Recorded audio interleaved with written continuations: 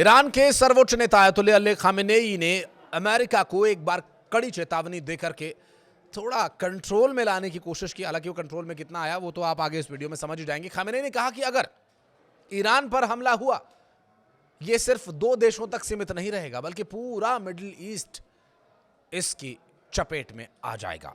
राजधानी तेहरान में एक जनसभा को संबोधित करते हुए अयतुल्लाह अली खामेनेई ने चेतावनी दी है कि दरअसल खामेनेई का कहना यह है कि अमेरिका को यह जान लेना चाहिए कि अगर इस बार जंग शुरू की गई तो ये कोई क्षेत्रीय या फिर आपके द्वारा मारा गया और हमने सह लिया वाला युद्ध नहीं होगा। ये पूरे क्षेत्र में ही इस आग को फैलते हुए आप देखेंगे। और ये बयान ऐसे समय में आया है जब अमेरिका ने क्षेत्र में अपनी सैन्य मौजूदगी को बढ़ा दिया है। तनाव चरम पर है। ईरान पर हमले की आशंका लगातार बनी हुई है।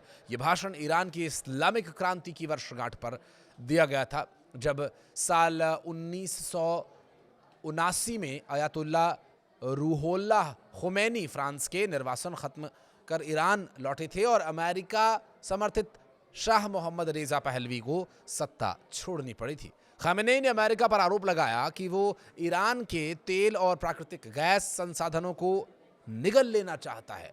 उन्होंने हाल के सरकार विरोधी प्रदर्शनों को भी विदेशी साजिश बताया और कहा कि ये एक तरह का तख्ता पलट था जिसे नाकाम कर दिया गया। खामेनेई ने कहा कि इन प्रदर्शनों के दौरान पुलिस, सरकारी दफ्तरों, इस्लामिक रेवोल्यूशनरी गार्ड्स, कॉप्स के ठिकानों, बैंक्स और मस्जिदों पर हमले किए गए, कुरान की प्रतियां तक जलाई गई।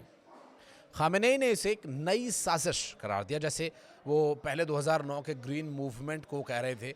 और खामेनेई के बयान के बाद अमेरिकी प्रेसिडेंट डोनाल्ड ट्रंप ने प्रतिक्रिया देते हुए कहा कि उन्हें उम्मीद है कि ईरान किसी समझौते के लिए तैयार हो गया होगा या तैयार होगा। ट्रंप ने पत्रकारों से कहा, वह तो ऐसा ही कहेंगे। उम्मीद है कि हम एक डील कर लेंगे। अगर डील नहीं हुई तो फिर देखेंगे कि वो सही थे या नहीं। गौरतलब है कि ईरान में हालिया विरोध प्रदर्शन दिसंबर के अंत में ही शुरू हो गए थे और जब तेहरान में व्यापारियों ने गिरती अर्थव्यवस्था, भ्रष्टाचार, मुद्रा रियल की भारी गिरावट के खिलाफ प्रदर्शन, मुद्रा रियाल जो यहाँ की आम मुद्रा जो चलती है उसकी भारी गिरावट की वजह से आंदोलन देश भर में फैल गया और व्यक्तिगत आज़ादी, बिजली, पानी, ये सब संकट, प्रदूषण जैसे मुद्दों से जुड़ गए। और संयुक्त राष्ट्र और मानवाधिकार संगठनों का दावा यह है कि इन प्रदर्शनों के दौरान हजारों लोगों की मौत हुई।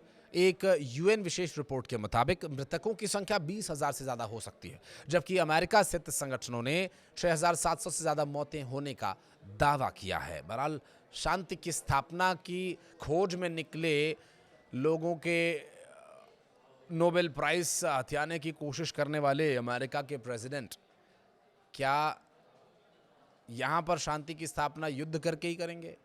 हालांकि वो तो बार बार क्रेडिट इस बात का लेते हैं कि वो युद्ध रुकवाने में माहिर हैं, तो फिर ये युद्ध की स्थिति कैसे बन रही है, ये एक सवाल यहाँ पर बनता है। कुछ कहना चाहे तो कमेंट सेक्शन में बताइएगा।